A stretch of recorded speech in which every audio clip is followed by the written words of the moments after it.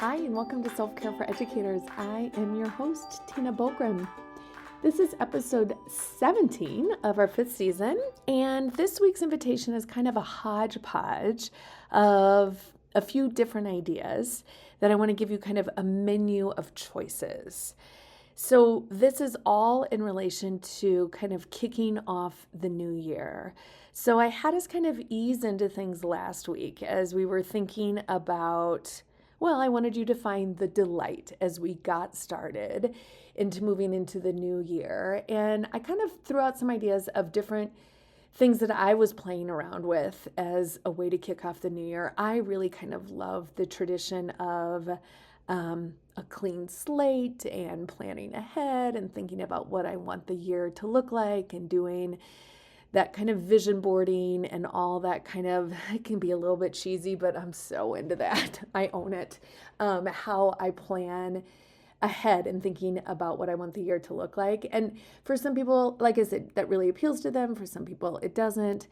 And I threw out a few ideas, but I didn't really give a lot of context. And so I wanted to kind of go back in and instead of giving you one specific invitation, what I thought I'd do this week is throw out a few different ideas and take what works for you and leave what doesn't. And maybe none of them work for you, and that is okay too. But here's a few ideas of different ways that people kind of approach moving into the new year. And maybe you've already done these already, or you've done your own thing, which is wonderful. So I know that a whole bunch of people like to choose a guiding word or phrase or maybe even an essential question as they move into the new year. You can find lots of lists online if you do kind of a quick Google search. I kind of even played around with ChatGPT of engaging in this conversation around kind of how I wanted to feel, and it gave me some suggestions of some words to contemplate, which was kind of cool. So that's one thing, if you haven't done it already, that you might think about. Choose a word or a phrase or a guiding question that will help take you into 2025. Another thing people like to do is to create a list. This comes straight from Gretchen Rubin. I mention it year after year after year, and I love it because people are so creative with this. And so this is the idea of creating a 25 for 2025 list.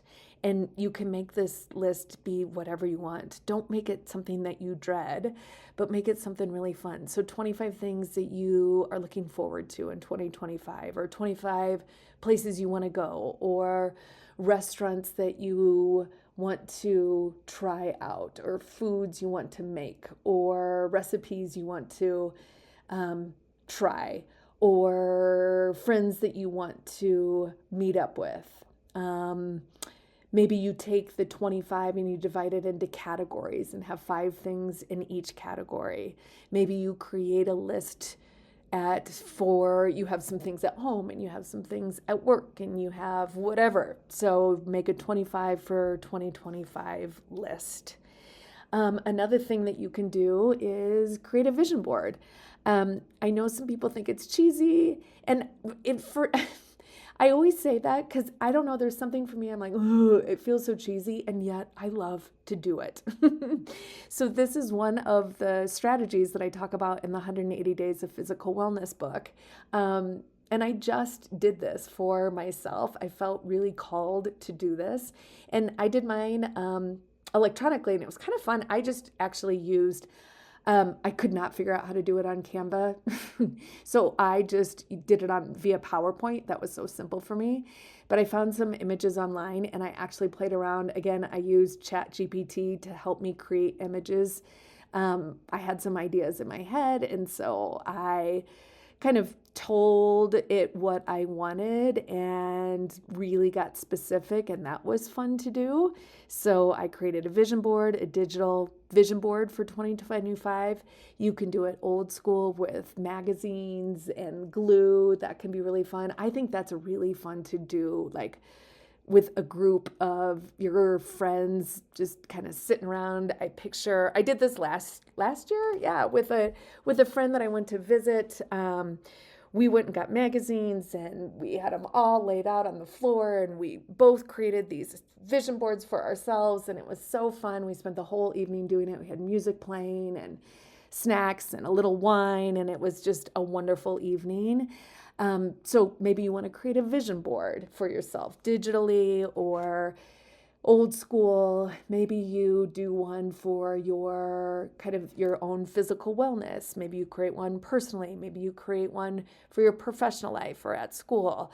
Lots of ways to think about doing that.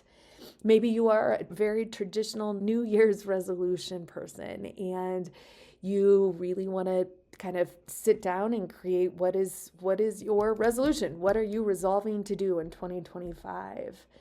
Maybe you want to do like some uninterrupted journaling time where you really sit down and you picture, okay, a year from now, fast forward, and you're looking back, and what is it that you want to have accomplished in the next 365 days? Maybe you sit down with your calendar and you look at each month and you think about kind of what are the big milestones? Like how do you want to feel in each month? That's a big thing for me is how do we want to feel? So how do you want to feel at the end of the school year? How do you want to feel this summer? How do you want to feel as you start the new school year, as you think about next year? And then knowing that, what are some things that you can put into place so that you feel the way that you want to feel?